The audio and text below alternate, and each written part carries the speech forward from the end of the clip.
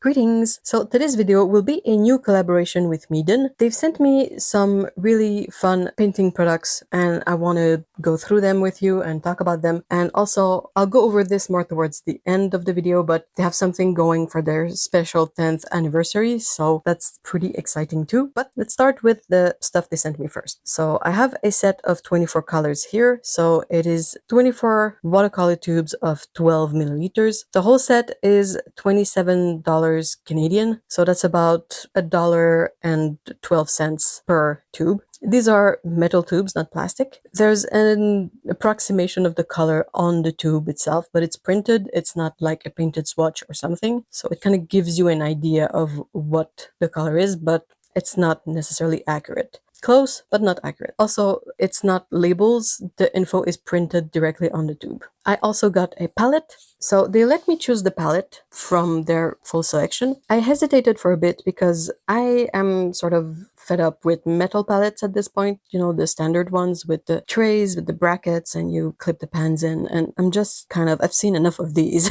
But I had a set with 24 colors. So I looked around and I found this ceramic palette that has 24 wells in it. So I was like, 24 wells, 24 paints. Let's give this a try. It retails for $24, but at the time that I was able to get it, it was $16 Canadian. And it's meant to be that you put the paints in the bottom part and you can use the lid as a mixing area. The palette itself was incredibly well packed. So far, I'm really impressed with the way that MEEDEN packs all their breakables. The other ceramic palette that I got from them was also very nicely packed and it arrived safely. This one arrived safely as well. So that's awesome. Then I have a set of brushes. So here I have 10 brushes in this box. The whole set retails for $29 Canadian. So that's about just under $3 per brush, which is really, really good. You get 3 flats, 1 fan, and 6 rounds. So that's the shape of the bristles. It's a very pretty set. Design-wise, they have this really pretty gradient from white to blue, both on the handle and on the bristles. And the metal ferrule is a sort of muted blue-gray. The handle is painted wood, and the bristles are synthetic fibers. So they're really nice and soft and they have a good spring. I'm really interested in the rounds because these have a shape that you don't necessarily see all that often. They're quite short and they seem to have a really good point. So I'm eager to try these. And also the packaging was really lovely. You don't want your brushes to arrive all smooshed up, so I appreciate a good packaging. Then the paper. This is a block of paper, meaning that the sheets are glued on all 4 sides. It is 7 by 10 inches, just about. And this is a block of just cold press paper, 100% cotton. I had tried their mixed block before, you know, the one that had rough cold press and hot press in it, and I really loved it. Now this is just cold press and it retails for $24 Canadian, which is affordable considering it's a block. For some reason, watercolor paper blocks are always insanely expensive, but this one, I feel it's somewhat affordable.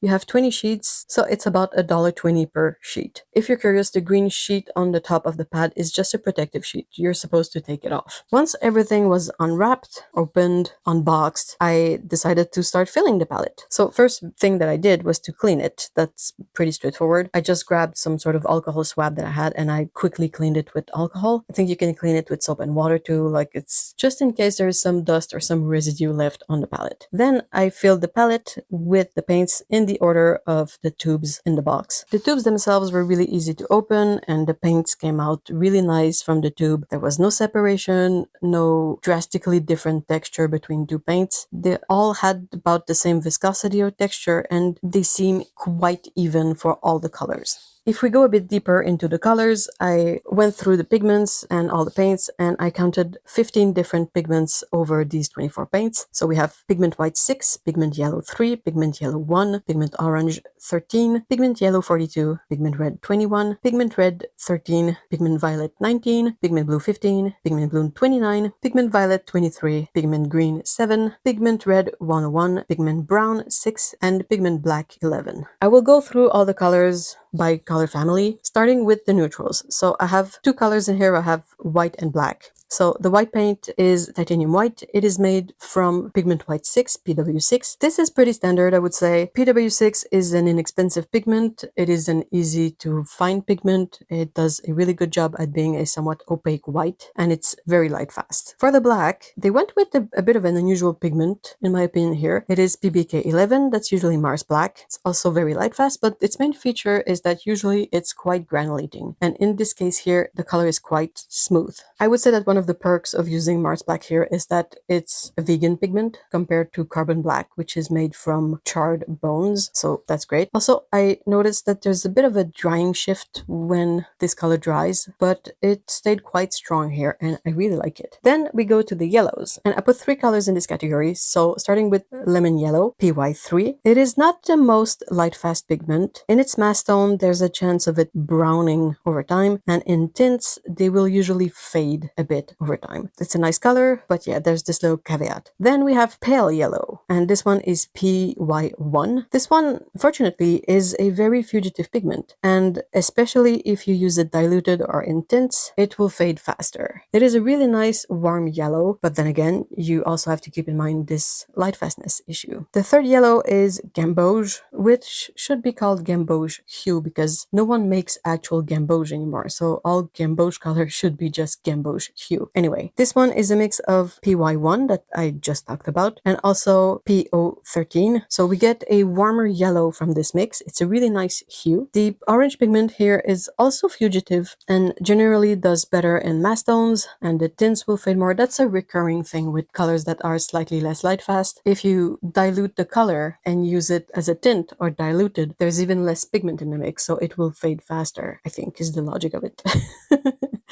So we get a really nice color here, but again, it's a mix of 2 pigments that are not very light fast, so there's that. Then we have orange yellow, that's possibly our one orange. It is very nice and vibrant, but it is PO13 that I just talked about. So again, not light fast. Moving on to the reds, I have scarlet red here, which is made from pigment red 21, PR21. It has a good light fastness, somewhat decent, but there's not really a lot of info about this particular pigment, so I don't really know what's up with it. But from what I could find, it's supposed to be decently light fast. It makes for a really nice red that is a bit pink when you dilute it. Then we have vermilion, which should also be called vermilion hue because it's not genuine vermilion. It is a mix of 2 pigments, so we have PR21 that I just talked about and also PO13 that I talked about before. The addition of the orange with the red makes it for a much warmer red, but also it makes it less light fast. Then we have crimson red, and it starts with the PR21 base again, but this time we add PR13 in the mix, which is toluidine maroon, however you say that. It has a good light fastness, so we get a mix of 2 pigments with decent light fastness. It's also one of those pigments that we see less often, and I couldn't find a lot of info about it, but it is a very nice dark red. Then the magentas. We have one magenta. It's the rose color made from PV19. This is a very familiar pigment. It's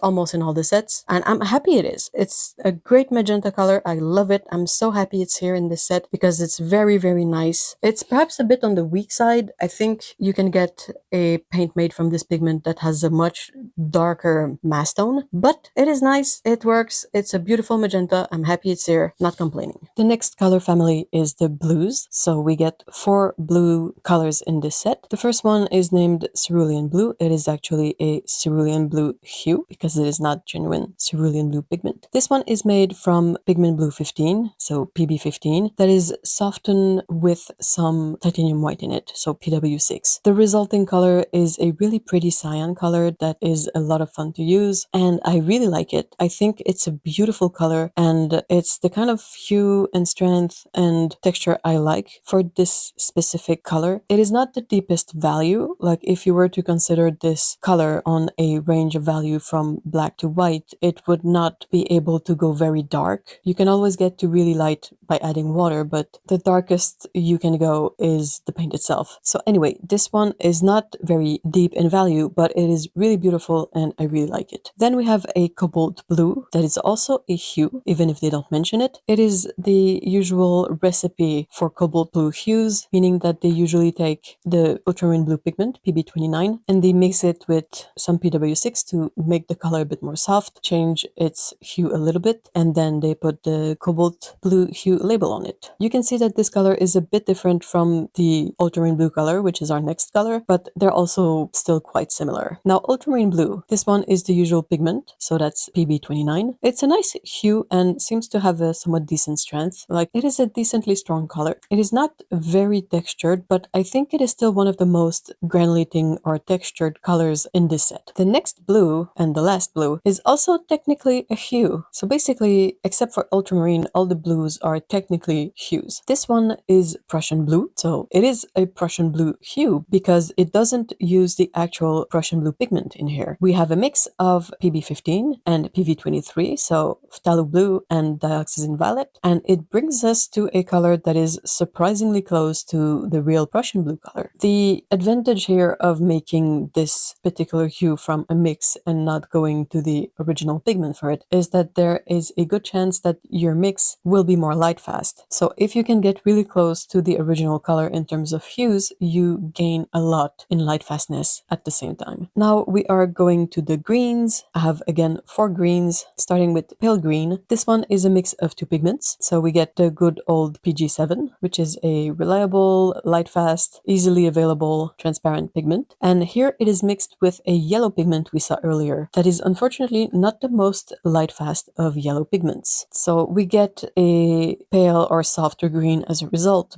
but what we gain for this particular hue, we lose in light fastness. The next one is sap green. It is a mix again of 2 pigments. We get PG7 again, so phthalo green, blue shade, and this time it is mixed with a different yellow pigment in a different ratio. So we end up with a really beautiful color here, but again, we lose some of the light fastness because the green that is light fast is mixed with a yellow that is fugitive. So you end up with a color that, if exposed to sunlight for too long, is going to lose its yellow and only keep its green. And it's sad because this is a really beautiful sap green. Then we have deep green. Again, a mix starting with PG7, phthalo green blue shade, but this time it is mixed with pigment blue 15, PB15. So we get 2 light fast colors here. The green and the blue are supposed to be very light fast, transparent colors with a really decent strength and a really good behavior. It is a really nice mix. We often see a combination of these 2 pigments in colors that are often named something like phthalo turquoise or something like that. Usually the color leans a bit more towards the blue, so it's really interesting here to see a version of this mix that leans more towards the green. Our last green is phthalo green. It is plain PG7, pigment green 7. That's phthalo green blue shade. This is a color that's very easy to find. It is present in many sets, and I think it's been a part of every single green we've seen so far. On its own, in my opinion, it's a color that's a bit difficult to use because I find it to look quite unnatural, but it is really interesting in mixes. So it's great to have it in this palette with the intent of mixing it into other colors. The next color group is purple or violet, which contains 2 colors. The first one is violet, simply. It is made from pigment violet 23, PV23, which is dioxazine purple. It is a really nice color. There's still a bit of a variation in terms of how dark this pigment can go depending on the manufacturer, depending on the paint and all of that. But there's a real potential for having a color that is almost black when used at the full strength of this particular pigment, and then you can dilute it to almost nothing. It's a color that has a lot of mixed data about its light fastness. There are some variants that are supposed to be more light fast than others, but it's never really clearly labeled which variant of the pigment you get. It's not as clearly defined as you get with a color like PB15, because you can get PB15 colon 1, PB15 colon 2, PB15 colon 3, etc. So these will pinpoint to a very particular hue and behavior, and we don't have that distinction with PV23. The second purple or violet color is brilliant purple. It is the same pigment as we just saw, PV23, but it is supposed to be softened with PW6. And I say supposed to because this is kind of an unexpected mix from these 2 pigments. I'll go over this a bit later, but there is something unusual about this brilliant purple color. It kind of feels like there's more to it than just PV23 and PW6. And lastly, the last color group is the earth colors. I've put 4 colors in this category. The first one is yellow ochre, which is made from PY42. I really like this one. I think it's a very decent paint made from this pigment. I like the particular hue of this one. It is nice, it is soft and even and really easy to use. So I'm happy happy with that, especially when we compare this one to the following 3 colors. I will elaborate in more details after going through all the colors, but for now, let's just say a color like the burnt sienna, the next one, which is made from PR101. PR101 is technically a very reliable pigment. It is easy to find, it is inexpensive, it is available in various transparencies and various hues, and also it's generally a very strong color. Usually it doesn't look as weak as my swatch looks like. It is still a pretty color. I like the look of this color, but it's not what I expected it to be or what I would want it to be. It is too weak. No matter how much I try to layer the paint, I don't get any depth. I just get this sort of weird texture that happens. And the same thing happens with the next color, which is raw umber. This one is a mix instead of a single pigment, but it's the same kind of strength in the paint. It is actually very weak. The hue is nice, but it is just so very light. You cannot get any depth from this particular tube of paint. And same goes for the last color, burnt umber. It is also a mix. It should be fine because it uses pigments that are pretty common, easy to find, very reliable, but we end up with a really weak color again. Now, none of these colors have any kind of shininess in the mass tone, so I don't feel like there's an improper balance of the binder versus the pigments and all of that, but they're just so very weak. I much prefer to have paints that are strong and then to dilute them if I need something lighter, because I cannot do it the other way around. You cannot start from something that is weaker and then through some magic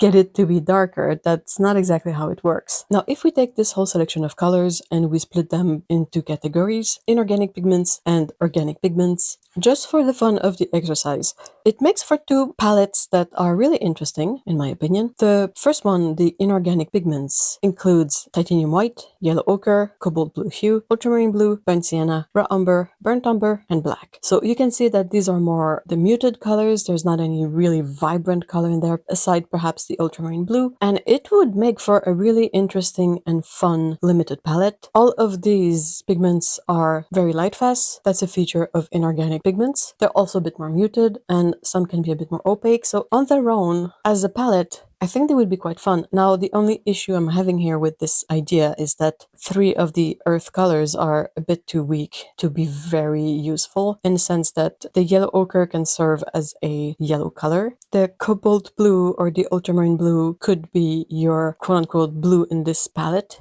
And then you would need sort of a magenta or a red to complete the triad, but the burnt sienna, which is the reddest color, is so weak that it would just be annoying to paint with, in my opinion anyway. And then if we take a look at the organic colors, which is everything else, these are all the very vibrant colors. They tend to be more transparent, really bright, but also a lot of them tend to be not very light fast. In our case here, we have quite a few pigments that are not light fast in this selection. So while it is a more versatile, more fun selection of colors, you have to be a bit more careful with them. But all of that was just for the fun of the thought exercise. I also remember to do the UV test that I like to do, where I take a small UV light and shine it over all the paint swatches. None of the colors reacted to the UV light except for brilliant purple. And I'm gonna go back to the thing I said earlier, but I think this explains why it is such an unexpected hue for a color that is labeled as being just PV23 and PW6. Since we have these 2 separate pigments in this set, I did a little test strip where I painted various mixes, various ratios, various dilutions of these 2 pigments to see if I could somehow get to the color that we get from brilliant purple. And obviously you can't. That means that there's something a bit extra in here, and more often than not. So what these 2 tests tell me is that they've probably added some sort of neon dye in this color. Now, generally, paint companies don't really have to disclose if they add neon dyes or optical brighteners in the paints. It's a bit annoying, it's a bit of a shame. I would much rather know because it would inform my purchases, and not necessarily in a negative way. I think that paints that react to UV light are really fun, but not knowing what you're gonna get, that's the part that's annoying. But anyway, so yeah, this brilliant purple color, it reacted, it glows this sort of salmon coral color under UV light. As I was testing it, my UV light caught on a little tin that I have around that is also very bright neon. I'm gonna show you. It is a bit discolored by now because it's quite old, but as you can see, there's a good chance that since the tin kind of glows the same color as the paint, or at least it does in person. On camera, it's a bit hard to capture, but yeah, in person, they glow quite the same hue. So I'm thinking that perhaps the neon dye they added in this mix for Brilliant Purple is of a similar color than the pink on this metal tin. It would also account for the look of the color, why it is a bit more pink than just a mix of PV23 and PW6. The paints dried quite well in the palette. Some of them cracked a bit in the way they dried, but they didn't crack to the point of detaching from the palette, and they remained in the palette and in one block. So that's fine by me. I don't mind if they don't look perfectly smooth as long as they stay in place and don't break off in the palette. Once all that was done, I had the swatches done, the palette was ready to go. I set my workspace up to paint a little demo painting. So I took the paper they sent me, I taped off a border, and I went at the illustration the way I usually go, which is I did a sketch on the paper, inked it, erased my sketch, and then painted over everything. I think this paper is really lovely. It is a good texture. I like it, the way it feels for a cold press paper. I didn't have any issue sketching or inking over it. And then when it came time to paint on it, it took the water really well. Now, I don't paint with an overwhelming amount of water. I tried to add like more water than I would in the background, and I didn't notice any issue. There were no buckling. Everything stayed really, really nicely put. And I quite like this size of block. It is easy to move around and to paint on. I also tried the brushes, as you can see. Now, there's quite a few brushes in this set that I'm not very familiar with, so that was a lot of fun, especially brushes like the fan. So it was a lot of fun to have that right next to me to pick up if I wanted to try something. Now, I only did one painting so far with these, so I didn't get around to trying all the brushes, but I really enjoyed using the very big flat to pre-wet the paper and then the fan to mix colors on the background, or to, control how a color will fade a bit more. And that was a lot of fun. For everything else, I used the round brushes, and they also worked really well. They have a great point. They hold a good amount of paint, and I didn't have any issue with any of these on a technical level. Like none of the ferrules became loose. They didn't lose any hair. So yeah, they worked really well. The palette itself, the ceramic palette, I thought was really nice as well. It's not very big, so it fits nicely in front of my MEEDEN easel. And I quite like that you can use the lid as a mixing space. It's not a huge mixing space, but it's decent, and I didn't get to a point where I thought to myself that I needed more mixing space. This was perfectly fine. The only thing I would say about the ceramic palette though is that if you fill the wells, if you overfill the palette, it's going to be a bit more difficult to use because paint travels really well over ceramic. So if you have many colors wet at the same time and you don't want to contaminate other paints, you have to be extra careful when you pick up paint with your brush, because if you put any paint sort of outside of the well, it might travel to another well and mix in there. It's a bit hard to explain, but basically you have to A, not fill the wells too much, and B, pay attention to your brush when you're picking up paint to make sure it doesn't spread to another well. I felt like the paints mixed well between themselves. I didn't have any issue. Layering was also fine. Now, a lot of these are perhaps a bit more on the opaque side, so they tend to go down a bit more opaque. On its own, that's not really an issue, but if you paint over a line art or line work, that's something to keep in mind. Like I've mentioned, also the earth colors, the browns, were not really to my liking. So for my painting, when I wanted to use a brown color, I mixed my own, and I did a few test sheets to sort of get a better feeling for what kind of browns I can mix from some of these colors. I'm going to share them with you here. You can see how some of these kind of got close to the hues of the browns that are in the set, but my mixes came out much stronger in value. So that's what I used for painting browns. I also found a way to mix a color that is really, really close to the sap green, because I was curious about this sap green. We have the separate pigments of this color in the set, but when you mix them together, you don't really get the same resulting color. So I started thinking, is there a color in this set that I could mix with my phthalo green to get closer to the sap green color? And I found it. It's the orange color. So as you can see, the mix of the green and the orange, they get closer to the hue of the sap green. So if you need this kind of particular color, but perhaps a bit stronger than the premixed tube that's in the set. You can mix your own and it's going to be a bit more intense. When I was done with my painting, I let it dry completely and then I removed the tape, my painter's tape, and it peeled off perfectly. Painter's tape tends to work really well on cold press paper, and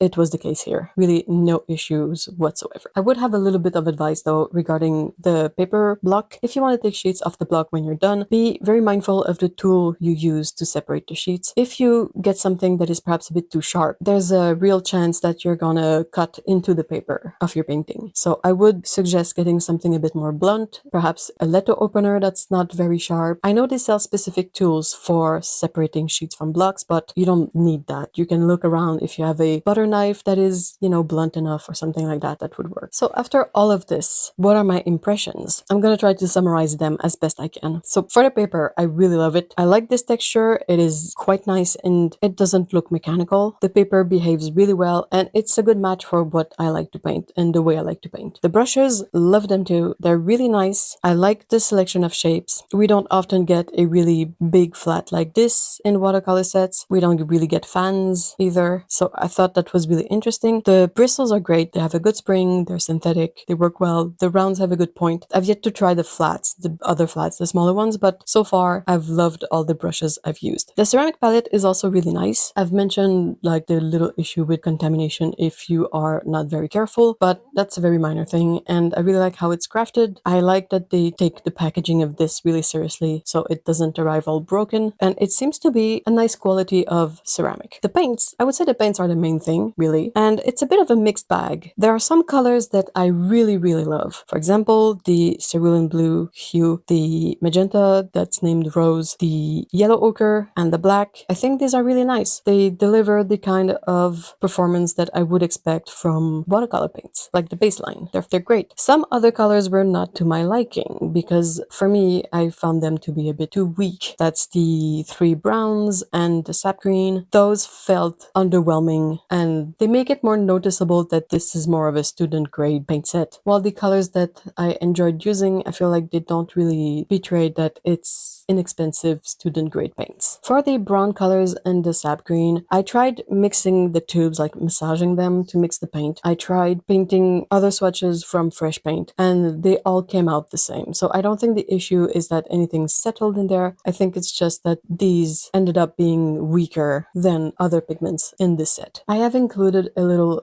mixing sheet of the colors you get when you mix the cerulean blue and the pink. It is one of my favorite mix to do regardless of the palette. Try to find the pink and to mix it with the cyan adjacent color in the set. And I really like the kind of cool purple you get from this mix. I find them very useful in painting. It can be a really fun color to include in your shadows and all of that. And I wanted to share this mix with you guys. I also did a couple of mixes to see if I could get some grays or neutrals, mostly out of curiosity, but that's always something that I end up having to paint, like rocks and all of that. And I prefer not to go straight for the black paint when I'm painting stuff that's gray. So I did these mixes to figure out more options. And the last little note also, I thought that the Prussian blue was really interesting. And I went out and got a bunch of the other Prussian blue paints that I have so that I could paint swatches of them next to this hue and see how they compare. And I think they got really close. The sort of the fake Prussian blue is perhaps a bit more vibrant and saturated, but I don't think that's an issue really. And I think overall this is a really interesting option. I'm curious to try this mix with, other paints to see if I can get close to this hue on my own or not. So I thought that was really interesting. The only other thing that I would perhaps say about this selection of colors is that I think it would have been nice to have a single pigment PB15 instead of something like the cobalt blue hue. I felt like we had a really nice sort of yellow greenish blue with the cerulean, but then we don't really have a sort of deeper value kind of cyan color in here. Personal preference, I know, but that's the only thing I would really switch out from this set. And of course, I would have loved to have browns that are a bit more strong, but at least you can sort of mix those themselves. You can't really mix a single pigment paint that's not in the set to begin with. My overall take on this set is that it's a really fun color selection and these don't feel precious at all, so you don't feel bad about using them for anything, mixing them, experimenting. It all feels very doable affordable with this set because you don't always have this nagging thought that you're using up your precious paint for something that is quote unquote not important. They are not all very light fast, but if you use them for practice, for sketchbook work, or for just about any kind of just fun crafting, it's fine. They will do the job perfectly fine, and they are really easy to work with, and they are very affordable. So that's also a good thing to consider here. And like I said, I love the paper, love the palette, love the brushes. So I think that all of these are actually really nice, and I'm really happy I got to try them. Now, there's a lot more things that I would perhaps try about this set, but I hope this sort of first impression video will be interesting on its own. What do you guys think of these? Is there anything in here that surprised you, inspired you? Let me know in the comments. I always like to read your impressions on my videos. And I want to thank you guys so much for watching this video. A big thank you to MEEDEN as well for sending me these to try out. They are having a great sale for their 10th anniversary, and I have a discount code, so it's going to be in the description if you want to check all of that. I'll have links, I'll have the code, and the info on the items that I tried in this video. So yeah, thank you so much for watching. Have a lovely day, and see you all in the next video. Take care. Bye bye.